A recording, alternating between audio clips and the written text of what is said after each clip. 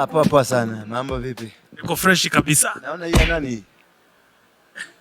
Hii hapa kuna Sauti TV, kuna Vincent Mboya na Plazza TV. Nani amemtoa wapi Vincent huyu? Unajua Vincent kwanza ni mtoto wako hivi. Alipotea. Kwa nini? Kwa nini? Haieleweki. Vincent, hebu tuambie kama uhusiano wako na Vincent iko vipi? Mtoto wangu?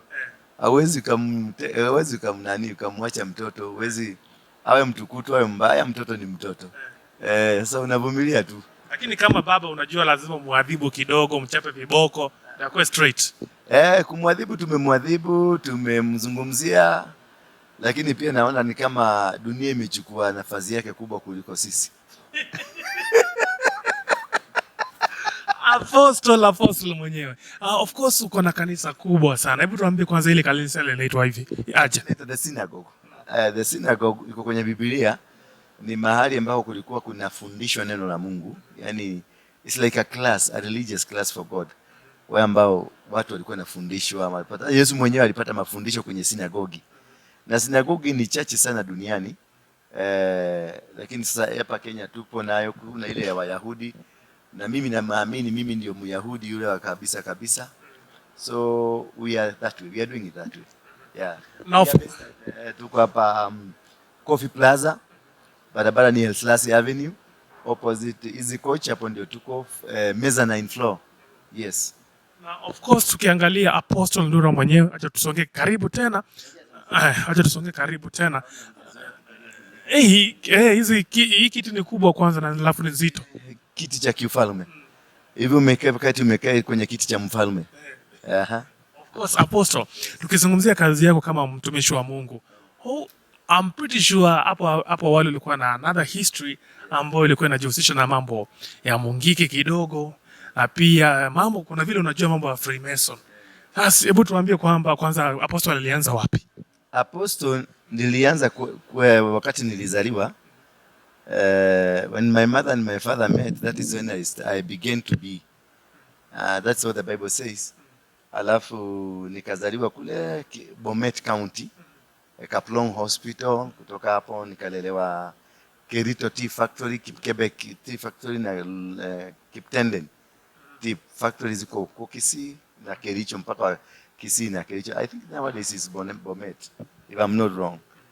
Kusomea nikasomea huko Kerito Primary, nikasomea Kadino Tunga, nikarudi nikafukuzwa kutoka kwa sababu ya utukutu, nikamalizia Molo Secondary School. Yes. Na Apostle, ndio ukamaliza high school, ulijipataje kwa mungiki kwanza? Sio kujipata, mungiki ilijipata kwangu. What do you mean? I created mungiki, I founded mungiki. You are the founder of mungiki? Yes, I'm the founder of mungiki. The kundi haramu la mungiki. When was it? Kiongozi wa kundi haramu la mungiki. Nakumbuka kuna mtangazaji mmoja alikuwa anaitwa nani? Alikuwa KBC. Sio Bad, kuna ule wali nani na Bad Msin. Ni Mkikuyu. Lakini alikuwa na Kiswahili sanifu sana. Mbombotela. Si Mbombotela, si Mkikuyu. Kuna Mkikuyu. Sasa huyo alikuwa anatangaza kiongozi wa kundi haramu la mungiki. Ndura Waruinge ametiwa mbaroni. Kwanza ulifungua mungiki lini? Ulianzisha mungiki lini? It was around 1988, 89, 87 hapo. Yeah, 1887 ambapo ndio tulianza tukiwa na my cousin Maina Jenga. Maina Jenga is my first cousin. Mama Maina Jenga na babangu wametoka kwenye tumbo moja. So we are first cousins. That's how we started, because we lived in the same village. We went to the same schools. We lived the same. That's how we started it. Yes. Now, of course, kianzisha kitu kama hicho mlikuwa na mission na vision. Kikundi ati ni kikundi itakuja kwa kama sasa when you have an intention ya kuanzisha kikundi kama for example a political party, Raila amekaa chini ameenda ametengeneza azimio ama no, it was not. It was a self help group. And this self-help group ilitokana na game ambayo tulikuwa tunacheza inaitwa darts. Darts tunapokuwa tunacheza ndio ucheze lazima uweke shilingi 5 kwenye kakibox fulani. Ile kale kabox ambacho kametobolewa kashimu kadogo unarusha huko ndani. And those are days tulikuwa na ile koborea nani ya hexagon. Ni kama ni pentagon. Ilikuwa pentagon. Sasa hiyo sasa ilikuwa ndio ukubalisho kucheza unaweka hapo. Sasa ilikuwa bodi yetu ya darts tulikuwa vijana karibu 7. Tulipokuwa tunacheza tukiweka tu kufungua kwa muda mrefu. Wakati kuja kufungua kuibomoa ile mkebe ndio tuhesabu ni pesa ngapi kwa pale, tulipata ni 3600 shillings. Hiyo ni pesa ilitushangaza. That was huge money. Huge money. Mpaka tukaihesabu, tukakalia chini, tutaifanyia nini?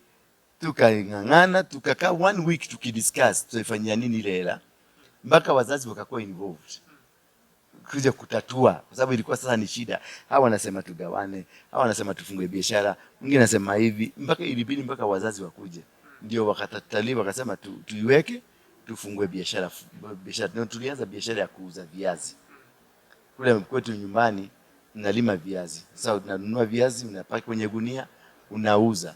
Sasa hiyo ndio biashara tulifanya kidogo, lakini haikwenda kwa muda mrefu kwa sababu kulitokea vita vya kikabila baina ya Wakikuyu na Wajaluo na Wakalenjin. Sasa hiyo ikakatiza pesa zilipotea. Mimi nilienda kidogo, Maina kaenda kidogo, wengine kaenda na kidogo, pesa ikapotea hivyo. Biashara ikafa hivyo. Sasa Mungiki mumeanzisha ndio hiyo. Jina the unit hiyo ya kucheza darts na hiyo pesa ilifanya mpaka vijana wengine watamanie kwa wamoja wa kwetu.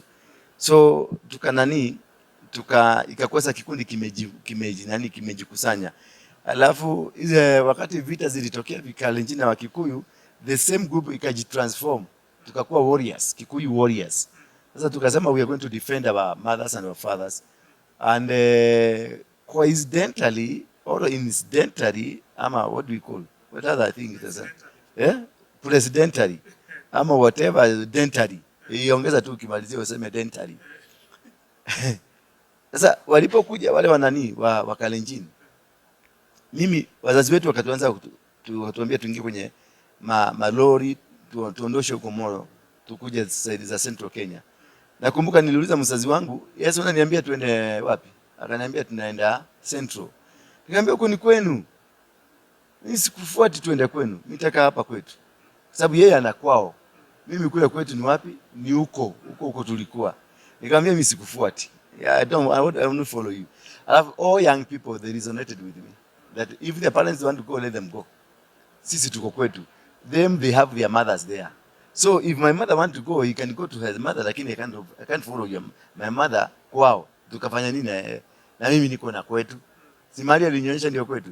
So the argument ikakuwa tamu sana kwa kila mtu na wakasema we are not going. So the young people decided to go to battle with this gentleman Wakale. Na Wakale walikuwa wanatumia umbwa. And hiyo umbwa ndio ilikuwa inatumwa ikuje. Sasa sisi hatukuwa na silaha, tulikuwa na mapanga na visu, vitu vidogo. Wale walikuwa na mishale na bunduki. Lakini sasa walipoona vijana wa Kikuyu wameanza kwenda mahali wako, it was like a shock to them. They could not imagine how a Kikuyu is, because from all the way from Kiringate, Orenguruoni walikuwa wamewasukuma wa Kikuyu walikuwa wanatoroka. Lakini for the first time wakaona Kikuyu confronting them. So they stopped a bit. Walipo stop, waliachilia umbwa. Walikuwa na umbwa ilikuwa inawaongoza. Waliachilia umbwa ikuje ituattack. Umbwa ilipokuja kutuattack, nilikuwa na kimuti, nilikuwa nimechonga kama spear, this side sharp and this other side sharp. So kilipokuja kilindirect wangu kwa uoga, nikairushia ikagongwa hapa hii, ikafa. Wale walipoona mbwa amekufa wote walitoroka because that was a god. It's a sacrifice. Ni kitu kama altar walikuwa natumia katika kupigana hiyo vita. They all ran away. And that is how we conquered. And that's how I became big. And that's how I became popular. Kutoka hapo, kila mtu akasema, huyu ndio tutafuata. Sasa Mungiki ndio imeanza kushika. Sasa jina Mungiki likajiform. It was not an organization ambayo tulikaa chini tukasema ati jina, ati M stands for this, you are, no. Mungiki is a Kikuyu term, means multitude, a crowd. Kama sasa hapa sisi zote hivi tuko Mungiki. That's a Kikuyu term. Sisi all of here, we are Mungiki. So Mungiki is multitude, people together. Ambao wako pamoja. It's not like tunasema Azimio ama UDP ama whatever, no. It is a Kikuyu term meaning the multitude wakiwa pamoja. So that is how we came, and watu wakaanza kusema hawa watu sasa tukiwa umati mkubwa watu wanasema mungiki. Alafu mungiki is a traditional term which was not with so many people. So wakati walisikia hii jina mungiki, everybody akaanza kusema mungiki because it was new term.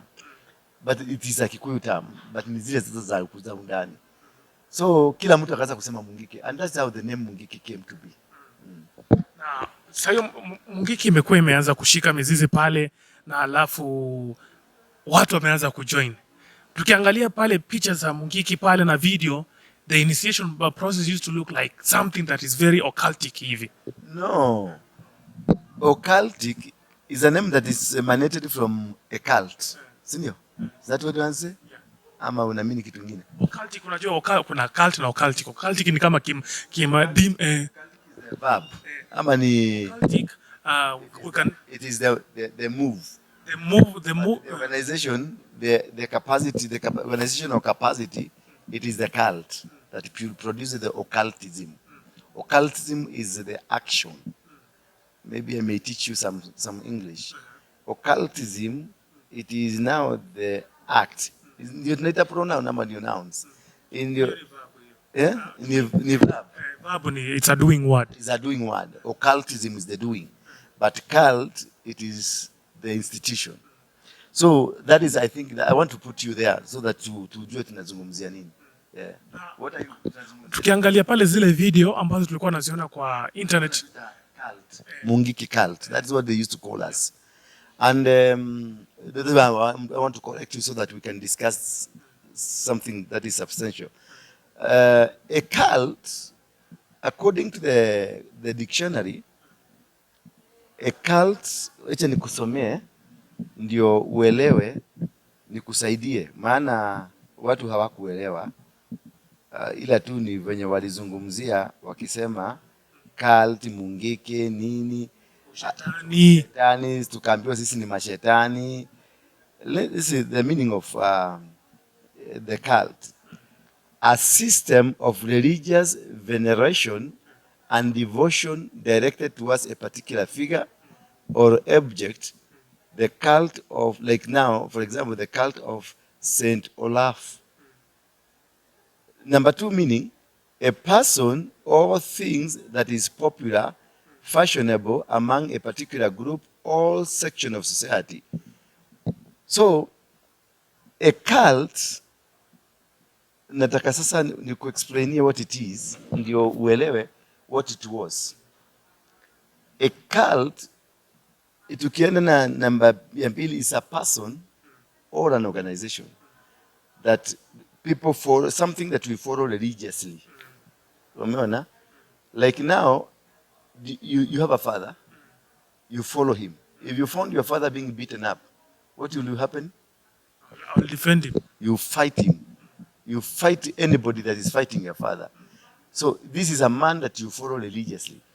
Whatever father that your father believes in, hata ukiangalia kwenye familia yenu, there is a belief in your family ambayo ilianzishwa, emanated from your father.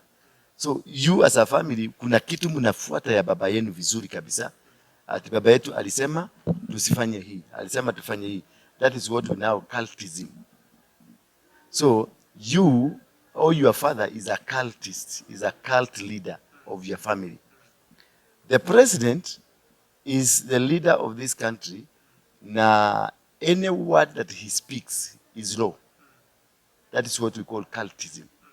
Raila, ukiangalia Vincent Mboya follows Raila religiously because Raila is a cult leader. He's a cult himself. Umeona? Kama this is plug. There you have followers who, what you tell them, they believe so because you're a cult leader.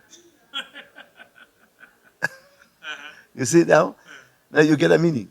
Nobody who is not a cult. God himself is a cult. Yeah.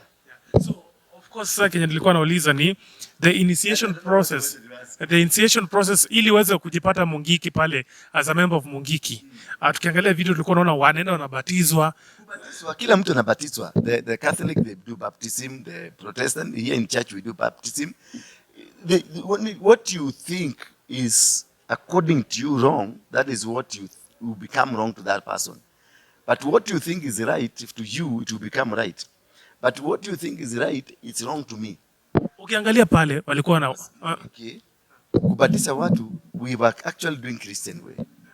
Nimebatisa watu wengi sana, over 4 million.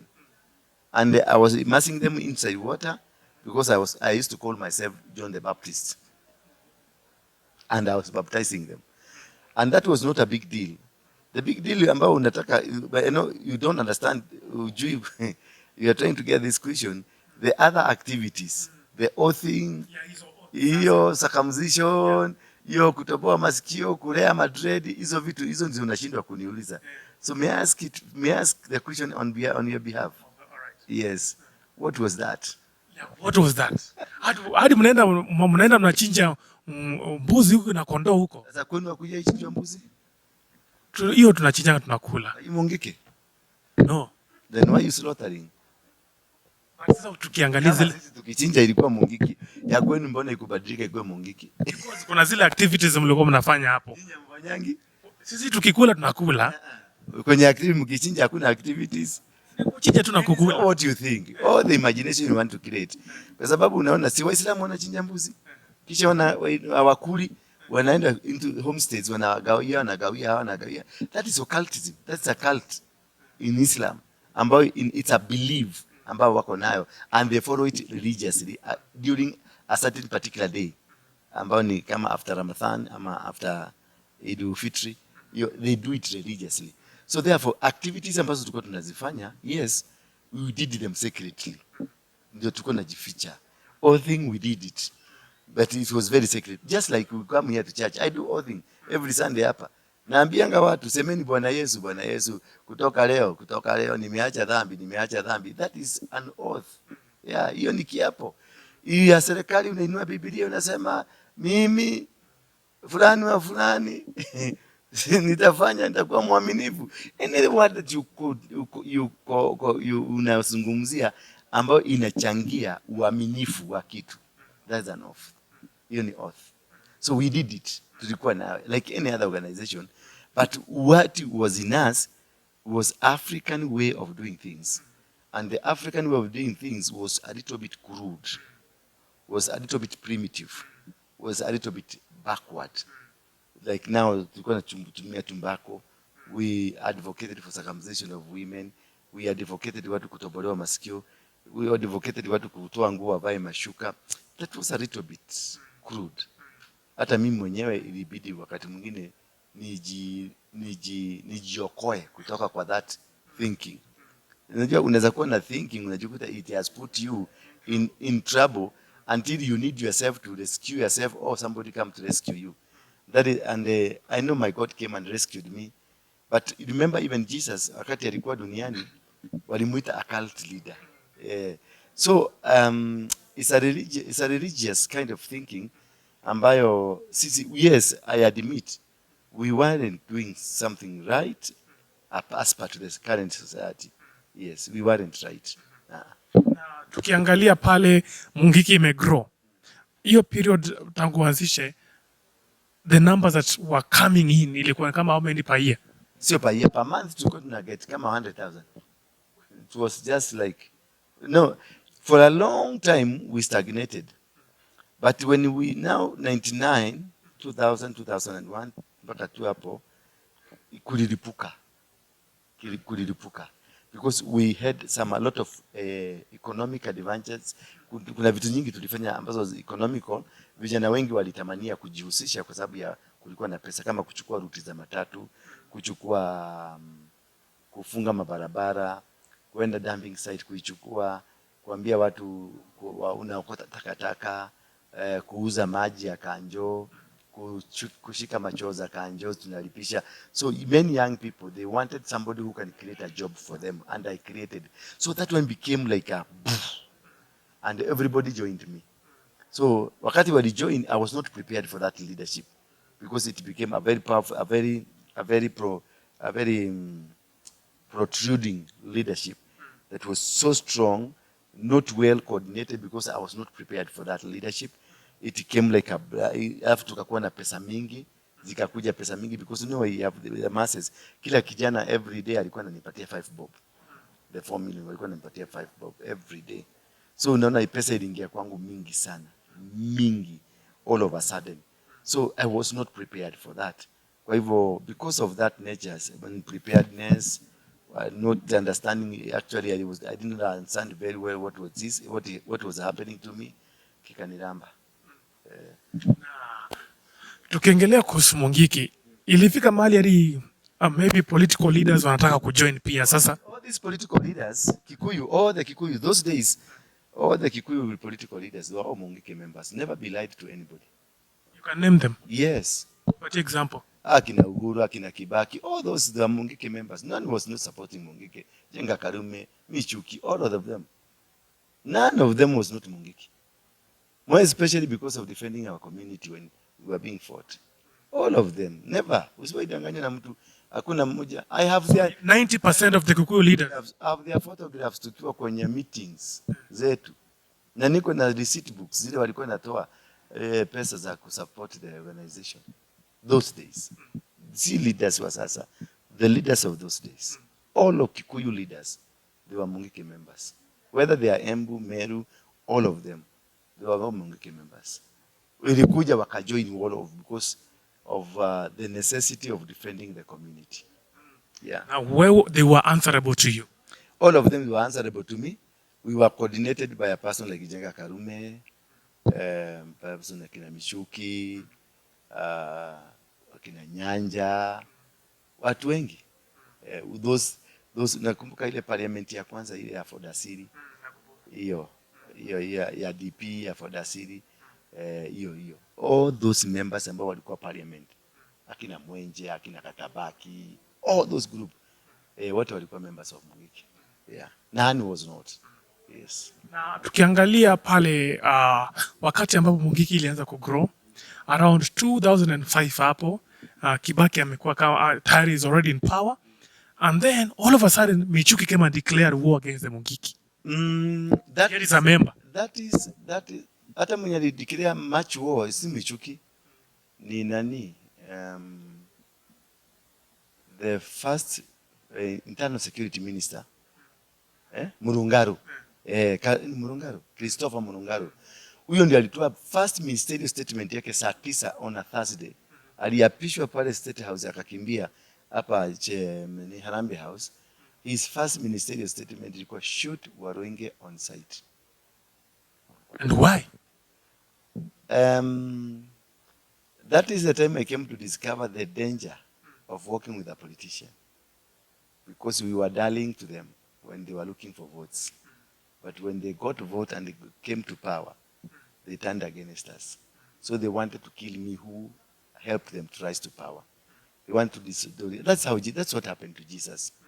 The Roman Empire, they killed Jesus and took over the message with Jesus. Yes. Now, tukiangalia venye that threat ulikuwa umepata,